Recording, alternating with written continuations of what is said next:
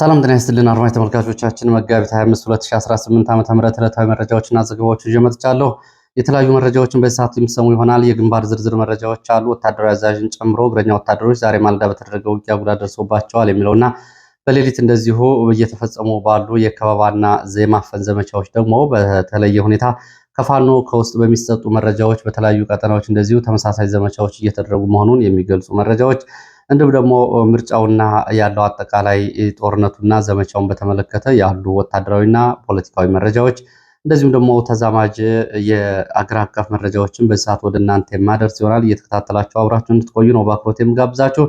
ባለፈው ጥር 9 2018 ዓ.ም የፋኖ አደረጃጀት ወደ አንድ መምጣቱን ከተገለጸበትና ይፋ ከተደረገበት ጊዜ ጀምሮ በታችኛው መዋቅር የሚገኙ የፋኖ ዞችንና የፋኖ አህዶችን የማዋሃድና ወደ አንድነት የማምጣት ስራ በሸዋ ቀጠና በትናንትናው ዕለት መጠናቀቁንና ይህንን ተከትሎ እንግዲህ የአመራርና እንዲሁም ደግሞ የፋኖ መሪዎች ምደባ መደረጉን የሚገልጹ መረጃዎችና መግለጫዎች ወጥተዋል። እነዚህን ጨምሮ የተለያዩ መረጃዎችን በሰዓት ወደ እናንተ የማደርስ ይሆናል። እየተከታተላችሁ አብራችሁ እንድትቆዩ ነው በአክብሮት የምጋብዛችሁ። እንግዲህ በእነዚህ መረጃዎች ላይ አጠቃላይ የ24 ሰዓት ሀገራዊ፣ ፖለቲካዊ፣ ወታደራዊና ተዛማጅ መረጃዎችን እንደምትገነዘቡ ተስፋ አድርጋለሁ። እየተከታተላችሁ ከመጨረሻው አብራችሁ እንድትቆዩ ነው በአክብሮት የምጋብዛችሁ። እንግዲህ በዚህ ሰዓት ከያዝኳቸው መረጃዎች መካከል የግንባር መረጃዎች በጎንደር፣ በሸዋ በተለያዩ አካባቢዎች አደርሳለሁ። እንዲሁም ደግሞ የእስር ቤት መረጃዎችም አሉ። ተዛማጅ መረጃዎችንም አካትቻለሁ። እንግዲህ በርከት ያሉ አስተያየቶችን አድርሳችሁኛል። ስለ አስተያየቶቻችሁ በእጅጉ አመሰግናለሁ። ካደረሳችሁኝ አስተያየቶች መካከል ድምፅ ሆኑን በሚል የሲቪል ሰርቪስ እንደዚሁ ምደባ ጋርና በተለያዩ የደሞዝና ጥቅማጥቅም ጉዳዮች ላይ የተያዙ እንደዚሁ ሰነዶችን ልካችሁልኛል። ጉዳዩን ግልጽና ማብራሪያ ተጨማሪ መረጃዎች ሲኖሩ ለሚዲያ የማበቃው ይሆናል። በተመሳሳይ ወልዲያ ዩኒቨርሲቲም እንደዚሁ በተመሳሳይ ቅሬታዎችን ልካችሁልኛል። ዩኒቨርሲቲው የሚመለከታቸውን አካላት ጠይቄያለሁ። የእነሱ ምላሽ ሲገኝ አካትቼ አቀርባለሁ። ምላሽ ካልሰጡም ያለውን መረጃ መልሼ ወደ እናንተ አደርሳለሁ። በተለያዩ አካባቢዎች እንደዚሁ ጥቆማዎችን አድርሳችኋል። ከነዳጅ ጋር በተያያዘ በተለያዩ አካባቢዎች ነዳጅ የማደያዎች ከፍተኛ የሆነ ጉቦ እየተቀበሉ ነው። ወረፋ አንይዝም እያሉ አሽከርካሪዎች ለወረፋ 5000 ብር ድረስ እየከፈሉ ነዳጅ እየወሰዱ ነው። ሌላው ደግሞ እንደዚሁ በተለያዩ አካባቢዎች ነዳጅ እየቀዱ የሚሸጡ ተሽከርካሪዎች አሉ። ከነዚህ መካከል እንግዲህ ቅድሚያ እንዲሰጣቸው ደብዳቤ ከተጻፈላቸው ተሽከርካሪዎች መካከል በተለያዩ ከተሞች ነዳጅ እየወሰዱ እየሸጡ እንደገና ይሞላሉ። በዚህ መንገድ ኮንትሮባንድ እየሰሩ ነው የሚሉ ጥቆማዎችን አድርሳችኋል። ለምሳሌ ከጅቡቲ የሚሉ ተሽከርካሪዎች ከአዋሽ እስከ አዲስ አበባ 3 ጊዜ ነዳጅ የሞሉ ስለመኖራቸውን ይህንን ጥቆማ ቢሰጥ እንደዚሁ እርምጃ ለመወሰዱን የሚገልጹ ጥቆማዎችን አድርሳችኋል። የነዳጅ ጉዳይ እንግዲህ በከፍተኛ ሁኔታ የትራንስፖርትና አጠቃላይ የሀገሪቱን እንቅስቃሴ ማስተጓጎሉ ነው የተገለጸው። ይህም ጥቆማና አስተያየት አድርሳችሁኛል፣ በእጅጉ ነው የማመሰግነው። ሌሎች እንደዚሁ ምርጫ ጋር በተያያዘም የምርጫ ካርድ በተመለከተም የሰጣችሁኝ ጥቆማዎችና የተመለከታችኋቸው ምልከታዎች አሉ። እነሱም በመረጃ አካትቼ የምመለስባቸው ይሆናል። ከዛ በፊት እንግዲህ ያለመነጋገሪያ የሆነውና አሁን ላነሳ ነው የነዳጅ እጥረት ጭምር መነሻ ምክንያት የሆነው ጉዳይ በተመለከተ የኢራን ጦርነት ወደ አፍሪካ ቀንድ እየመጣ ነው ወይ የሚለውንም በተመለከተ እንደዚሁ መረጃዎችን ይዣለው። ከነዚህ መካከል በኢራን የሚደገፉት የየመን ሁቲ አማጽያን ቀይ ባህርን የሚዘጉት ከሆነ በኢትዮጵያና በኤርትራ መካከል ያለው ውጥረት እንዲሁም ደግሞ በዚህ ቀጠና የሚገኙ ሀገራት ምን ሚና ሊኖራቸው ይችላል የሚሉ ጉዳዮችን ቢቢሲም አንስቷል። ከዛ ባሻገር የኢራን ጦርነት መራዘም በኢትዮጵያና በኤርትራ መካከል ያለውን ፍጥጫ በተመለከተም እንደዚሁ ቢቢሲ ዘገባ ይዞ ወጥቷል። እነዚህና ተዛማጅ ጉዳዮች የቀይ ባህር ጉዳይ የሚዘጋ ከሆነ እንግዲህ ቀይ ባህርን ለማስከፈት እንንቀሳቀሳለን እያሉ ነው የሚገኙት የብልጽግና የሚዲያ ሰራዊት። ይህንን ደግሞ ኢራን አሜሪካ የእግረኛ ሰራዊት የምታስገባብኝ ከሆነ አዲስ የጦርነት ግንባር የማደርገው ቀይ ባህርን ነው ብላለች። ቀይ ባህርን ወደ ገልፍ ሀገራት መውጫውን እዘጋለሁ እያለች ነው የምትገኘው በሁቲ አማጽያን በኩል። ይሄ የሚሆን ከሆነ ደግሞ ሁለቱም የዓለማችን ሰርጦች የቀይ ባህርና የሆርሙዝ ሰርጦች ተዘጉ ማለት በዓለም ንግድ ላይ እስከ 60 በመቶ የሚደርስ መስተጓጎል ይደርሳል ማለት ነው። ይሄ በዓለም ላይ አሁን ካለው ጫና የበለጠ ደግሞ ጫናውን ያባብሰዋል። በተለይ እንደ ኢትዮጵያ ያሉ በአፍሪካ ቀንድ የሚገኙ ሀገራት ደግሞ በቀጥታ ጉዳዩ ተጠቂ ይሆናሉ። ይህ ጉዳይ ወደየት ይሄዳል? እንግዲህ ከኢትዮጵያና ኤርትራ ውጥረት አንጻር አብሮ የምናየው ጉዳይ ይሆናል። በመካከለኛው ምስራቅ ከተሰሙ አዳዲስ መረጃዎች መካከል የሚከተሉትን አጫጭር መረጃዎች ወደ እናንተ ላድርስና ወደ ሌሎች መረጃዎች እመለሳለሁ። የአሜሪካው መከላከያ አዛዥ ሄግሴት የኢታማጆር ሹሙ ስልጣን እንዲለቁ መጠየቃቸውን የሚገልጹ መረጃዎች ወጥተዋል። ይሄ ጦርነት እየተደረገ ባለበት ሰዓት የአሜሪካው ኢታማጆር ሹም ራንዲ ጆርጅ በመከላከያ ሚኒስተሩ ሄግሴት አማካኝነት ስልጣን እንዲለቁ ጥያቄ ቀርቦላቸው እንደነበር የአሜሪካ ሚዲያዎች ዘግበዋል። ከዚህ ጋር በተያያዘ ዶናልድ ትራምፕም እንደዚሁ የዋና አቃቢ ሕግ ኃላፊ ፖም ቦንዲን ከኃላፊነቷ አንስተዋታል። ትራምፕ ይቺ ሴት የእሳቸው አጋር ሁና በምርጫም በተለያየ ጊዜም ለሹመት ካመጧቸው ሰዎች መካከል አንዷ ነች። አሁን ግን ልዩነታቸው ከሮ ከኃላፊነት አባረዋቸዋል። እንግሊዝ የሆርሙዝ ሰርጥን ለማስከፈት ማንኛውንም የተባበረ የዲፕሎማሲ መንገድ እንከተላለን እያለች ነው የምትገኘው። አሜሪካና እስራኤል እየሄዱበት ያለው መንገድ ጦርነት መንገድ ለሆርሙዝ መፍትሄ አይሆንም፣ 35 ሀገራትን በዚህ ላይ መፍትሄ እንዲያመጡ ጉባኤ ጠርቻለሁ እያለች ትገኛለች። በዚህ ጦርነት አሜሪካና እንግሊዝ የተለያየ አቋም ይዘው ሲታዩ በዓለም ላይ ያለው የራስን ጥቅም መሰረት ያደረገ የፖለቲካና የዲፕሎማሲ መንገድ በዓለም ላይ አሁን ግልጽ ነው እየታየ ነው የሚገኘው። ከአሁን በፊት የምዕራብ ርዕዮተ ዓለም የምስራቅ ርዕዮተ ዓለም የሚባሉ ጉዳዮች ነበሩ። አሁን እሱ ቦታውን ጥሎ እያንዳንዱ ሀገር ራሱን ለማስከበር የሚንቀሳቀስበት አሰላለፍ ነው እየታየ ያለው። በዚህ ውስጥ ግልጽ በሆነ ሁኔታ የሚታየው እንግዲህ ከአሁን በፊት የሃይማኖት ርዕዮተ ዓለም አይዲዮሎጂ እንዲሁም ደግሞ የፖለቲካ ርዕዮተ ዓለም ወይም ደግሞ አይዲዮሎጂ ያገናኛቸው የነበሩ ሀገራት ጭምር አሁን ፈራርሰው ለየብቻቸው ቆመዋል። ሳውዲ አረቢያ በኢራን ላይ በሚደረገው ጦርነት ከእስራኤል ጎን ተሰልፋለች። ዩናይትድ አረብ ኤሚሬትስ ከእስራኤል ጎን ተሰልፋለች። የነ ኳታር፣ እነ ኩዌት፣ እነ ባህሬን ከእስራኤል ጎን ተሰልፈዋል።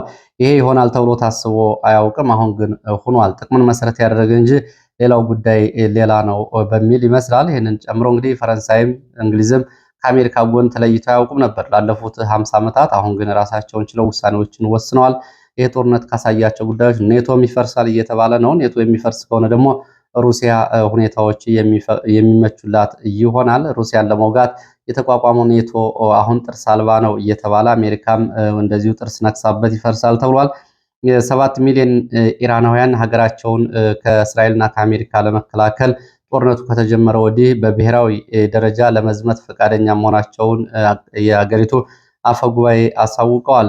በኢራን የሚገኙ ትልልቅ ድልድዮች በአሜሪካ ቦምብ ጣይና ደርማሽ ቦምቦች፣ በአውሮፕላን ቦምቦች እንደዚሁ ተደርምሰዋል። ትልልቅ ድልድዮች ፈርሰዋል። ትልልቅ ድልድዮች የፈረሱባት ኢራን ያጸፋ ምላሹን እሰጣለሁ ብላለች። አብዮታዊ ዘቡ በሳውዲ አረቢያን፣ ዩናይትድ አረብ ኤሚሬትስን፣ ኳታርን፣ ኩዌትን የሚያገናኙ ትልልቅ ድልድዮችን አፈርሳለሁ ብሏል። ለዚህም 12 ግዙፍ ድልድዮችን ለይቻለው ዛሬና ነገ የጥቃት ኢላማ አድርጋቸዋለሁ ብሏል። 91ኛ ዙር የእውነተኛ ቃል ኪዳን የሚል ዘመቻውንም ዛሬ ሌሊት ሲያደርግ ማደሩን የኢራን አብዮታዊ ዘብ ታውቋል። ከዚህ ጋር በተያያዘ አብዮታዊ ዘቡ በዱባይ ኦርክል የገበያ ማዕከልና የመረጃ ማዕከል እንዲሁም ደግሞ በኳታር አማዞን የገበያ ማዕከላትና መረጃ ማዕከላትን ማውደሙን ገልጿል። ቀደም ብሎ እንግዲህ በአሜሪካ ኩባንያዎች ላይ ፈጽመዋለሁ ላለው ጥቃት እንደዚሁ ማረጋገጫ መሆኑ ነው። እስራኤል በዓለም ሪከርድ የተባለ የአየር ድብደባ አድርጋለች።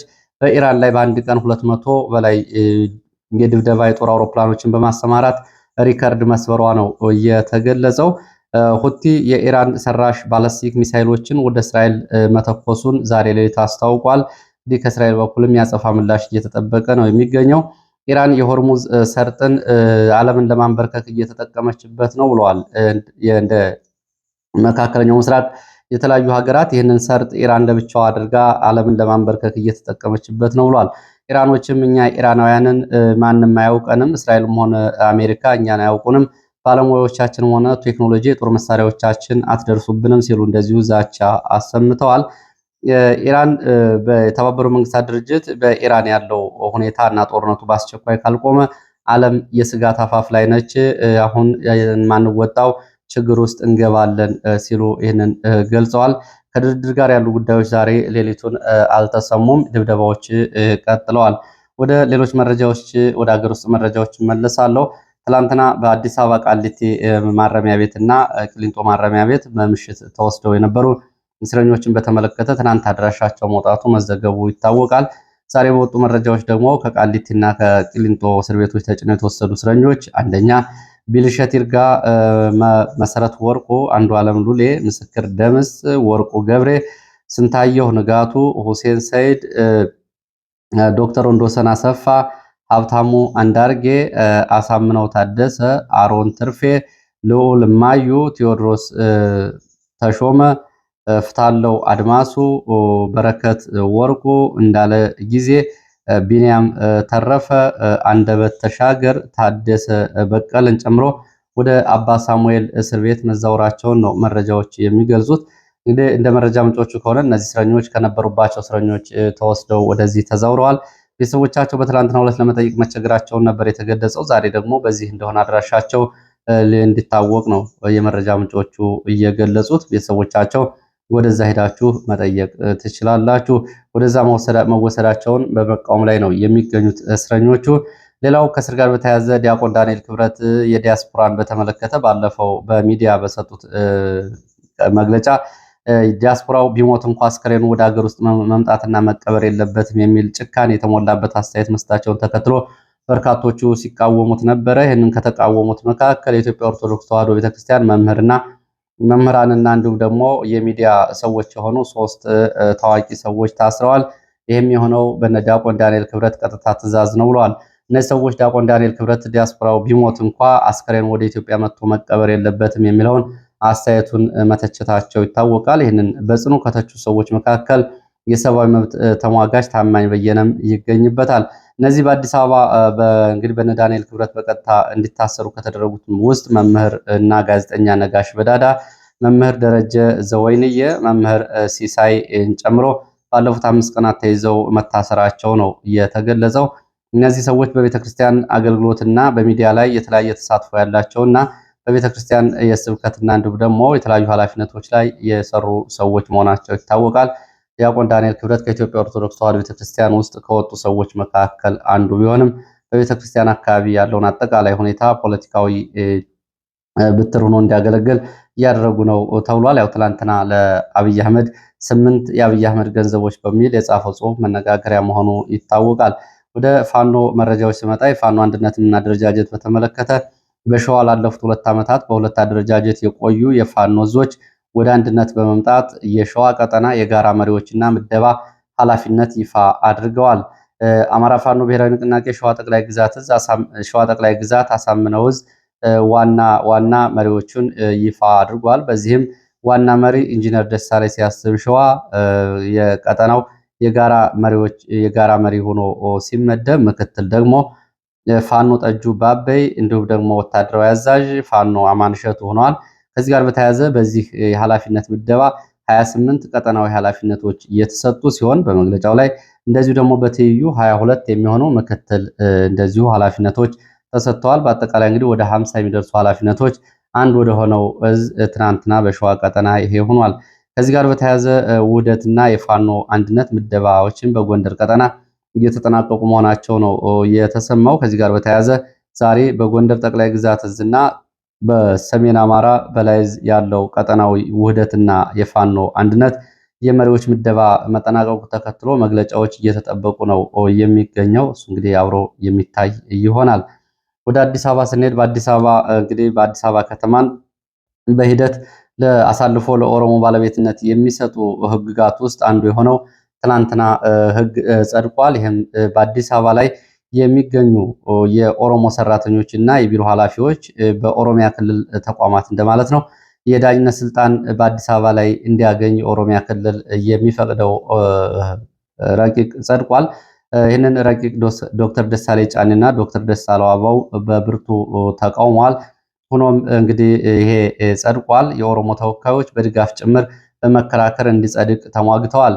ይሄ በአብላጫ ድምፅ ጸድቋል የተባለው የአዲስ አበባን ከተማ ነፃነትና አስተዳደር የሚጋፋ በሂደት አዲስ አበባን ጨርሶ ለመጠቅለል የመጀመሪያ እርምጃ ተደርጎ የሚታየው ይሄ ህግ እንግዲህ ለኦሮሞ ፖለቲከኞች አንድ እርምጃ ተብሎ ነው የተወሰደው። ይህንን በተመለከተ እንግዲህ የረቂቅ ደንብ ከአሁን በፊት 5 ጊዜ ለምክር ቤት ቀርቦ 5 ጊዜ ጭምር ተመላሽ መደረጉን ነው የምክር ቤት አባላት ለኢትዮ ፎከስ እየገለጹት። ይሄ ከአሁን በፊት ተቃውሞ ሲቀርብበትና እንዳይጸድቅ ሲደረግ የነበረው የህግ አሁን አሳቻ ሰዓትን በመጠበቅ እንደዚሁ እንዲጸድቅ ተደርጓል። ተከታታይ ሙግትና ክርክር ተደርጎ እንዲመለስ የተደረገና የአዲስ አበባን የከተማውን ሉዓላዊነት የሚጋፋ የኦሮሚያ ክልል በአዲስ አበባ ላይ የዳኝነት ስልጣን እንዲኖረውና ጣልቃ እንዲገባ የሚያደርግ ነው በሚል እስካሁን ተቃውሞ ሲቀርብበት የቆየ ቢሆንም አሁን እንዲጸድቅ ተደርጓል። ይሄ ረቂቅ ደንብ እንግዲህ በርካታ የምክር ቤት አባላት የሆነ አካልን ፍላጎት የሚጠቅም ህጎችን ሲያጸድቁ ለምን ብለው አለመጠየቃቸው፣ ሁልጊዜ እጃቸውን ማውጣት ድጋፍ ማድረጋቸው ይሄ እንግዲህ ለአገሪቱም አጠቃላይ የህግና የፖለቲካ ሚዛን እንደዚሁ ከፍተኛ አሉታዊ ተጽዕኖ እያመጣ ነው። በተለይ ደግሞ ከአማራ ክልል ብልጽግናን ወክለው ከሌሎቹ የኢትዮጵያ አካባቢዎች ብልጽግናን ወክለው የገቡት ምን እየሆነ እንደሆነ እንኳ ጉዳዩን የመመዘን ወይም ደግሞ ጉዳዩን የማወቅ ፍላጎትም የላቸው። እጃቸውን አውጡ ሲባሉ እጃቸውን ያወጣሉ። ይህንን በማድረግ እንግዲህ ጉዳት እያደረሱ ነው። ከአሁን በፊት በአማራ ክልል ላይ የአስቸኳይ ጊዜ አዋጅ በተደጋጋሚ ሲጣል እነዚህ የምክር ቤት አባላት ለምን ብለው አልጠየቁም። በቀጥታ እጃቸውን በማውጣት ድጋፍ ሲሰጡ የነበሩ ናቸው። አሁንም የአገሪቱ እንግዲህ ዋና ከተማውን አዲስ አበባን ጨምሮ እነዚህ ከተሞች እየተነጠቁ ለኦሮሞ እየተሰጡ በዚህ እንግዲህ የመጀመሪያ ህግ ስርዓት እየተሰራለት ባለው አገርና ከተማን የመጠቅለል ሂደት ውስጥ ተሳትፎ እያደረጉ ለምን ብለው ግን አለመጠየቃቸው እጅግ እንግዲህ የሚያሳፍር በታሪክም በልጆቻቸውም በትውልዱም የሚያስጠይቃቸው ነው። በኢትዮጵያ ውስጥ አሁን የሚጸድቁ ህጎችም ሆኑ ትላንትና በህወሓት ጊዜ የጸደቁ ህጎች መሰረት የሌላቸውና ሀገሪቱን ቀውስ ውስጥ የከተቱ መሆናቸው ያው በተደጋጋሚ እንግዲህ በተግባርም እየታየ ነው። የህወሓት የፌዴራሊዝም አስተዳደርና የፌዴሬሽን አወቃቀር ሀገሪቱን አሁን ለጎሳ ጦርነት እንዲሁም ደግሞ ለእርስ በርስ ጦርነት የዳረጋ ሲሆን ይሄ ደግሞ እነ ሽመልስ አብዲሳና እና አብይ አህመድ አሁን እያጸደቁት ያለው ህግ ደግሞ ነገ አዲስ አበባና በአዲስ አበባ ዙሪያ ላይ ለሚመጡ የፖለቲካ ቀውሶች እንደመነሻ ተደርጎ የሚታይ ነው። እንግዲህ አዲስ አበባ የመጨረሻው የፖለቲካ ካርድ ተደርጎ ለኦሮሞ ፖለቲከኞች እየቀረበ እንደሆነ ነው የሚታየው። ወደ ሌሎች መረጃዎች ሲሄድ ምርጫን በተመለከተ ከደረሱ መረጃዎች መካከል ምርጫ በተመለከተ አሁን አዲስ መረጃዎች ወጥተዋል። ትናንትና በነገራችን ላይ ሰሞኑን ሲዘገቡ የነበሩትን ጉዳዮች በተመለከተ ምርጫ ቦርድ ትክክል አይደለም የሚል ማስተባበያ ሰጥቷል። አሁንም ግን ሌላ መረጃዎች እየወጡ ነው። ምናልባት የምርጫ ቦርድ ሰዎች ይህን የምትሰሙ ከሆነ ይሄም ወጥቶላችኋል፣ መግለጫ ልታወጡበት ትችላላችሁ። የምርጫን በተመለከተ ከደረሱ ወሬዎች መካከል ሰራተኞች እንግዲህ የመንግስት ሰራተኞች ምርጫ ካርድ አልወሰዳችሁም በሚል ከስራ እየታገዱ እንዲሁም ደግሞ ምርጫ ካርድ አልወሰዳችሁም በሚል ከኃላፊነት እንደሚነሱ ዛቻና ማስፈራሪያ እየደረሰባቸው ምርጫ ካርድ ካልወሰዱ ደሞዝና ጥቅማጥቅም እንደሚታገድባቸው እየተገለጸ ነበር የሚገኘው። ሰሞኑን ብዙ ሰራተኞች ወደ ቢሮ እየሄዱ አይደለም። ምክንያት የነዳጅ እጥረት ምክንያት ብዙ ሰራተኞች ወደ ቢሮ እየሄዱ አይደለም። በዚህ ሁኔታ ምርጫ ካርድ ሳይወስዱ በዛው ቀርተዋል። አሁን ምንድነው እየሆነ ያለው? የመንግስት ቢሮዎችና የግል መስሪያ ቤት ኃላፊዎች ባለስልጣናት እየተጠሩ የሰራተኞቻቸውን ቁጥር እንዲያሳውቁና በሰራተኞቻቸው ቁጥር ልክ ፈርመው የምርጫ ካርድ እንዲወስዱ እየተደረገ ነው የተባለው። እንግዲህ 100 ሰራተኞች ቢኖሩት አንድ የመንግስት ቢሮ 100 ሰራተኞችን ወክሎ ኃላፊው ፈርሞ 100 የምርጫ ካርዶችን ይወስዳል። ለሰራተኞቹ ይደርሳል አይደርስም እሱ ሌላ ጉዳይ ነው። እንዲሁም ደግሞ አንድ የግል ድርጅት 3000 ሰራተኞች ቢኖሩት ለምሳሌ 3000 ሰራተኞችን ካርድ ፈርሞ ይወስዳል ማለት ነው። ምርጫ ቦርድ ይሄ ጥቆማ መጥቶላችኋል ካስተካከላችሁት። ከምርጫ ጋር በተያያዘ እንደዚሁ አሁንም ፖለቲካዊ ጣጣዎች ያላለቁላቸው ጉዳዮች አሉ። ወታደሮችና ሚሊሻዎች ቤት ለቤት እየዞሩ ካርድ እየሰጡ ነው። በተለያዩ በኦሮሚያና በአማራ ክልል የምርጫ ምዝገባ ቀናት ሊጠናቀቁ 3 ቀናት ቀርተውታል። በአማራ ክልል አብዛኞቹ ወረዳዎችና ከተሞች ምርጫ ጣቢያዎች አልተከፈቱም፣ ምዝገባም አልተደረገም። ለምሳሌ ደቡብ ጎንደር ካሉት ወረዳዎችና ዞኖች በአብዛኞቹ ምርጫ ጣቢያዎች አልተቋቋሙም፣ አልተከፈቱም። በተጨማሪ እንደዚሁ በወልቃይት 2 የምርጫ ክልሎች፣ ጠለምት 1 የምርጫ ክልል፣ ኮረም 1 የምርጫ ክልል፣ ራያ አላማጣ 1 የምርጫ ክልል።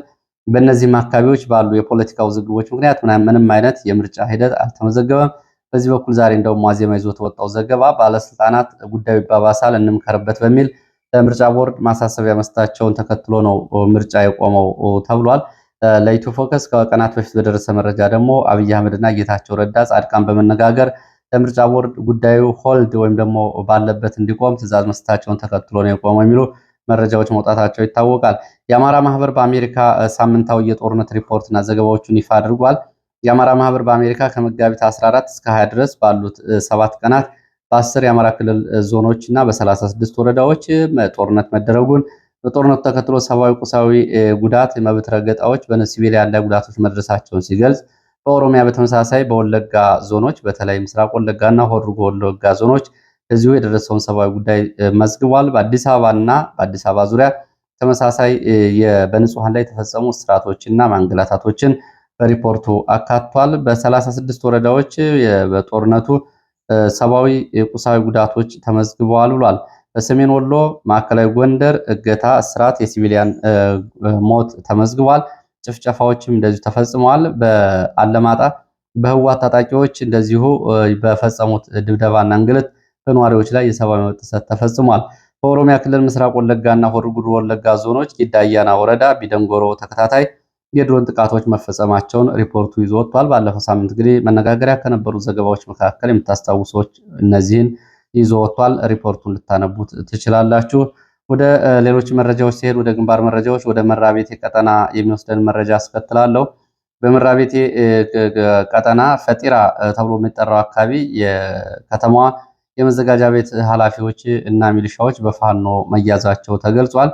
ከጎራንዳ ተብሎ ከሚጠራው አካባቢ ከፌጥራ ወደ ጎራንዳ ዘመቻ መደረጉን ተከትሎ ፋኖ ያጸፋ ምላሽ በመስጠት የእግረኛና የአየር ወለድ ኮማንዶ ወደ ፌጥራ ሲገባ ተከትሎ ፋኖ መግባት የሚሊሻ አባላትና የፌጥራ ከተማ መዘጋጃ ቤት የተሿሚዎችን በቁጥጥር ስር መዋሉ ነው የተገለጸው። በዚህ እንግዲህ ተሿሚዎች ተይዘዋል። በሶስት አቅጣጫ በተከፈተው ዘመቻ ወደ አካባቢው የገባው ኃይል ወደ ኋላ ሲወጣ ፋኖ ወደ ፌጥራ ከተማ ዘልቆ መግባት ይህንን በሚሊሻዎችና አመራሮችን በቁጥጥር ስር መዋሉ ነው የተገለጸው። ይህንን ተከትሎ የአየር ወለድ ኮማንዶ ተከታታይ የዙ 23 ድብደባዎችን በማድረግ በሰላማዊ ሰዎችና በንብረት ላይ ጉዳት ማድረሱን ከአካባቢ ወጡ መረጃዎች ያሳያሉ። በዚሁ ሸዋ በጣርማበር ወረዳ መዘዞ ከጣርማበር ወደ መዘዞ በዙ 23 በዲሽቃና በሞርተር በመታጀብ የተንቀሳቀሰው የአየር ወለድ ኮማንዶ ጋር ከመዘዙ አቅራቢያ እንደዚሁ ለሰዓታት የቆየ ውጊያ ተደርጓል። በውጊያውን ተከትሎ መከላከያ ወደ ጣርማበር ወደ ተነሳበት ሲመለስ በውጊያ የደረሰው ዝርዝር ጉዳት በውል አልታወቀም። ትላንትና መጋቢት 24 2024 ዓ.ም በፊታችን ግንቦት 24 የሚደረገውን ምርጫ በመቃወም በተለያዩ አካባቢዎች ፋኖ በሚቆጣጠራቸው የሸዋ ቀጠናዎች ሰልፎች መደረጋቸው እንደዚሁ ተገልጿል። በይፋት፣ ተሬ፣ አንኮበር፣ ጣርማበር፣ መዘዞ፣ ሞጃና ወደራ አካባቢዎች ነሳሲት ከተሞች ጨምሮ ተቃውሞ ሰልፎች ተደርገዋል። በተለያዩ አካባቢዎች በጎንደር፣ በጎጃም በተመሳሳይ በወሎም ሰልፎች መደረጋቸው ነው እየተገለጸው። ወደ ማዕከላዊ ጎንደር የሚወስድን መረጃ ላስከትል። በማዕከላዊ ጎንደር ዛሬ ጠዋት ሱፋንቃራ ተብሎ በሚጠራ ቦታ ምስራቅ ደንቢያ በተፈጸመ የደፈጣ ጥቃት ወታደራዊ አዛዥና አጃቢዎችን ጨምሮ ቁጥራቸው ያልታወቀ ወታደሮች ጉዳት ደርሶባቸዋል። ጉዳቱ የሞት ጉዳት ነው። ሱፋንቃራ ወደ ተባለው ቦታ በሌሊት ከገባው የመከላከያ አዛዥና አጃቢዎች ላይ ደፈጣ ጥቃት ተከትሎ ሙትና ቁስለኛ ሆነዋል። ይህንን ተከትሎ እስከ ረፋ ድረስ እየቀጠለ ውጊያ እየተደረገ ሲሆን አሁን በዚህ ሰዓት ተጨማሪ እግረኛ ከቆላ ድባ ወደ ሱፋንቃራና እንዲሁም ደግሞ ወደ ደንቢያ ሮቢት እየተንቀሳቀሰ መሆኑን የዓይን እማኞች ገልጸዋል። እስካሁን ድረስ እንግዲህ ያለው ጉዳት በዝርዝር አልታወቀም። ውጊያው እንደቀጠለ ነው። ሌላው በዚሁ ደንቢያ ማለት ነው ከቆላ ድባ ወደ አይምባ ካዘዞ ወደ ተለያዩ ቦታዎች ስምሪቶች ተደርገዋል። ከነዚህ መካከል ወደ ጉራምባ እና ሱፋንቃራ ተጨማሪ ስምሪት እየተደረገ ሲሆን በሌሊት የፋኖ ቀጠናዎችን መክበብ የሚል አዲስ የዘመቻ ስልት እና ይሄ ደግሞ ከውስጥ በሚገኙ ሰርጎ ገብ ፋኖዎች መረጃ መሰረት ዘመቻ እየተደረገ ነው። በዚህም ጎንደር ዙሪያ ሰሞኑን ወገራ፣ ደንቢያ ባለፉት 3 ቀናት በሌሊት በተፈጸሙ ዘመቻዎች በፋኖ መሪዎች ላይ ያነጣጠረ ዘመቻ ተደርጓል። የዚህኛው ዘመቻ ዋነኛ የመረጃ ምንጭ ከውስጥ ያሉ ሰርጎ ገቦች እንደሆኑ የሚናገሩት የመረጃ ምንጮች በዚህ መሰረት እንግዲህ የተወሰኑ የፋኖ መሪዎች ላይ ጉዳት ደርሷል፣ ከሞት እስከ አካል ጉዳት። ሌላም እንግዲህ አካባቢ ጥንቃቄ ሊያደርጉ ይገባል፣ ይህ መረጃ ለሁሉም ይድረስ በሚል ነው ጥቆማ እየሰጡት። እንግዲህ የሌሊት ዘመቻዎች ማፈን የሚሉ ዘመቻዎች ናቸው እየተደረጉ ያሉት። እነዚህ እንግዲህ ለዚህ ሰዓት ያስኳቸው የተለያዩ መረጃዎች ናቸው። በተለያዩ አካባቢዎች ያሉ የግንባር መረጃዎች። በሌላ ተመሳሳይ መርሃ ግብር እስከምንገናኝ ድረስ ስለተከታተላችሁ በእጅጉ አመሰግናለሁ። ለአሁኑ መልካም ጊዜ